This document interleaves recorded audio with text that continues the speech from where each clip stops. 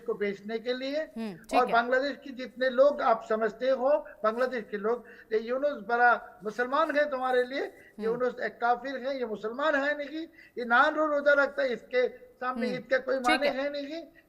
जी। बिल्कुल बिल्कुल। शारदेंदु सर, शोहेब जी को आपने सुना, काफिर मोहम्मद यूनिस चीन जा रहे हैं बांग्लादेश को बेचने के लिए। देखिए, मेरा मानना है कि जब कोई इंटरिम गवर्नमेंट के हेड है वो जा रहे हैं चाइना, तो तमाम तरीके के जो म्यूचुअल इश्यूज हैं उस पर उनकी बात होगी, जिसमें सबसे फोर फ्रंट पे मैं मानता हूं कि इकोनॉमिक टाई अप होगा।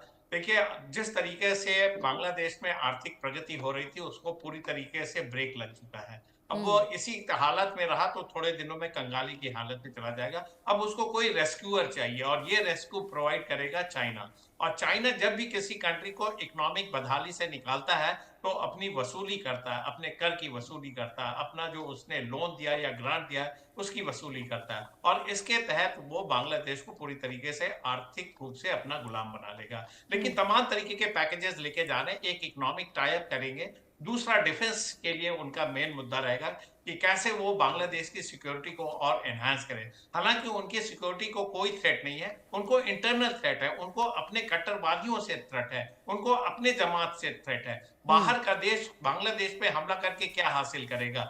हमने बांग्लादेश को आजाद करा, हिंदुस्तान से उसको आश्वस्त होना चाहिए। म्यांमार से रोहिंग्या के केस है, उसके लिए वो मदद मांग सकता है, और तमाम तरीके के इकोनॉमिक टाइप होंगे जिसमें तमाम तरीके के ट्रेड एंड कॉमर्स के डील होंगे। डिफेंस में मेरा मानना है वो हिंदुस्तान को कॉर्नर करने की कोशिश करेंगे through chicken neck, through Siliguri corridor, एक तरफ से चाइना, दूसरी तरफ बांग्लादेश।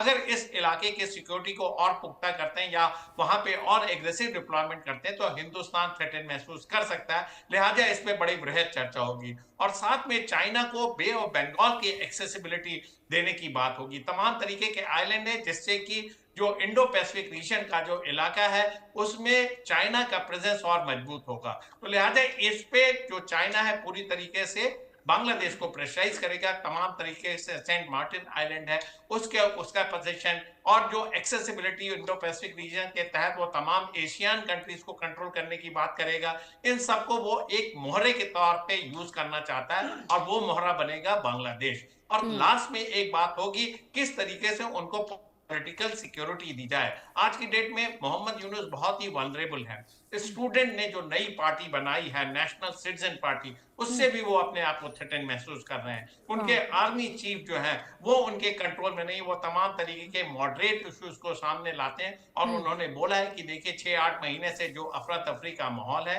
जो लॉ एंड ऑर्डर की सिचुएशन है, जिस तरीके से तमाम तरीके के माइनॉरिटीज पे अटैक हो रहे हैं, वहां पे अराजकता का माहौल है, उसको कंट्रोल करने की बात। तो उन्होंने कहा अगर ये चीजें चलती नहीं तो हो सकता है कि आर्मी टेक ओवर कर ले। ये भी उनके मन में संशय है। तो एक तरीके की वो पॉलिटिकल स्टेबिलिटी या गारंटी चाहते हैं चाइना से कि चाइना उसके साथ हमेशा खड़ा रहे।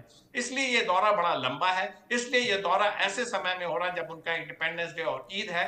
इन सारी चीजों को साइड में करते हुए मोहम्मद यूनुस चाइना के कदम से कदम मिलाने की कोशिश कर रहे हैं, और उनके वो सारे टर्म्स कंडीशन मानेंगे। शारदेंदु जी, देखिए, जी बिल्कुल सर, मुझे लगता है कि कदम से कदम मिलाना नहीं, इसे कहेंगे खुद को बचाए रखने के लिए सुझाव मांगने के लिए गए हैं चीन में। और ऐसे में पाकिस्तान जो है वो पहले ही कठपुतली बना हुआ है, बांग्लादेश जो है वो खुद अब कठपुतली जो है वो चीन की बनता जा रहा है। और बड़ा सवाल इसमें कि ये भी है कि एक तरफ तो मोहम्मद यूनुस पीएम मोदी से मुलाकात कर बातचीत करना चाहते हैं, और दूसरी तरफ अब चीन में वो जा रहे हैं, वहां से सलाह लेने के लिए पहुंचे हैं, वहां पर अपनी मजबूती बनवाने के लिए वो पहुंचे हैं। तो ये जो दोहरी मानसिकता है मोहम्मद यूनुस की, बहुत कुछ कहती है। आखिरकार चाहते क्या हैं, इस पर भी हम बात करेंगे, लेकिन फिलहाल सर्वे के सवाल मेरे सामने हैं, उनका रुख करेंगे। सर्वे का तीसरा सवाल है, बांग्लादेश में यूनुस का लगातार विरोध हो रहा है, क्या सत्ता बचाने में यूनुस की मदद कर पाएंगे क्या जिनपिंग? इसमें 47% लोगों का कहना है कि हाँ मदद मिल सकती है, 39% लोगों का कहना है कि ऐसा नहीं होगा, 14% लोगों का कहना है कि इसमें कुछ भी कहा नहीं जा सकता है। इसके बाद सर्वे का एक और सवाल पूछा गया, कर्ज की जाल में फंसा कर चीन क्या बांग्लादेश को भी पाकिस्तान की तरह कंगाल कर देगा? इसमें जिस तरीके से 68% लोगों का कहना है कि हाँ कंगाली के रास्ते पर बांग्लादेश नजर आ रहा है, 29% लोगों का कहना है कि ऐसा नहीं होगा, 3% लोगों का कहना है कि इसमें कुछ भी कहा नहीं जा सकता है। और ऐसे में चर्चा लगातार जारी है, सवाल कई सारे खड़े हो रहे हैं क्योंकि 50 साल बाद इस तरह से बांग्लादेश के किसी नेता की ये मुलाकात जो है चीन में जाकर होने वाली है। बैठकों का सिलसिला देखा जाएगा जो कि बेहद महत्वपूर्ण है। और अगर ऐसे में चीन जो है अगर रेड कारपेट बिछा कर भी मोहम्मद यूनुस का स्वागत करता है तो इसमें कोई भी हैरानी की बात नहीं होगी, क्योंकि फिलहाल चीन बांग्लादेश को अपने कठपुतली बनाने की दिशा में काम कर रहा है। मोहम्मद यूनुस बखूबी पाकिस्तान और चीन की इस तरफ मदद भी कर रहे हैं। ऐसे में शारदेंदु सर, एक तरफ प्रधानमंत्री मोदी से मुलाकात करना चाहते हैं, उनसे बातचीत करना चाहते हैं, दूसरी तरफ अब चीन के दौरे पर भी हैं।